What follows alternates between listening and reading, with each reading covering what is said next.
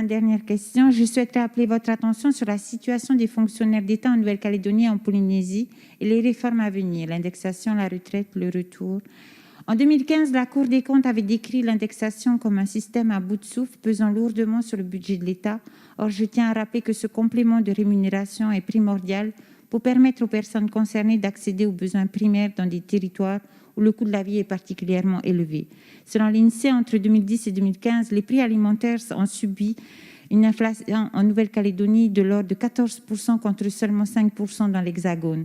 En 2015, les prix à la consommation en Nouvelle-Calédonie étaient de 33% plus élevés que dans l'Hexagone et largement supérieurs à ceux observés dans d'autres territoires d'outre-mer comme la Réunion ou Mayotte. Dans ce contexte, la désindexation ne doit pas être présentée comme un outil de lutte contre la vie chère.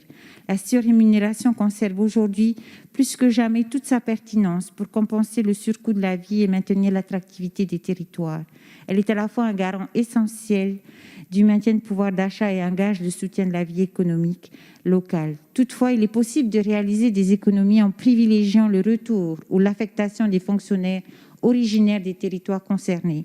Or, de nombreux agents de la fonction publique originaires de Calédonie ou de Polynésie se voient refuser leur demande d'affectation dans leur territoire d'origine après avoir exercé un certain temps dans l'Hexagone.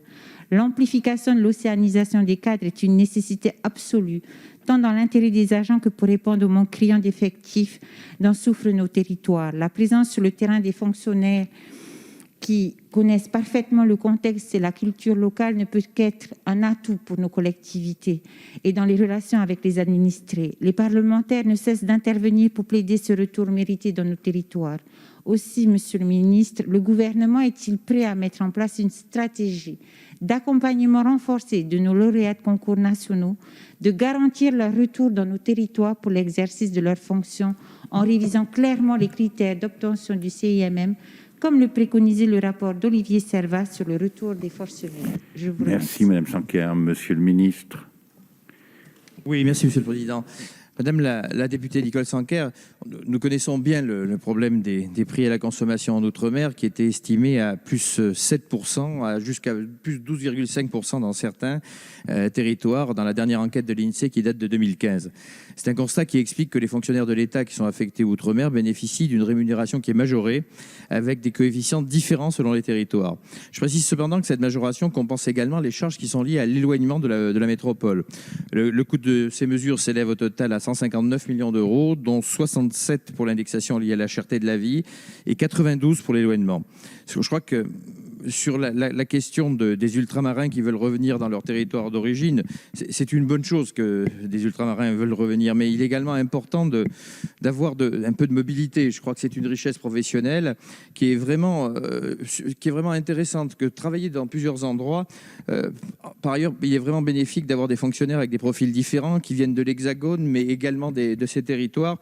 Je crois que ce melting pot est salutaire pour la France. Nous sommes bien évidemment prêts à regarder avec vous comment favoriser le retour d'ultramarins souhaitant revenir dans leur territoire d'origine. Il y a bien évidemment un volet formation, car les recrutements dans la fonction publique se font par grade et par fonction. Il existe de nombreux mécanismes de formation professionnelle, générale ou propre à la fonction publique territoriale. Faut-il aller plus loin pour mieux prendre en compte les spécificités ultramarines ? Le gouvernement peut, avec votre concours, regarder cela de plus près.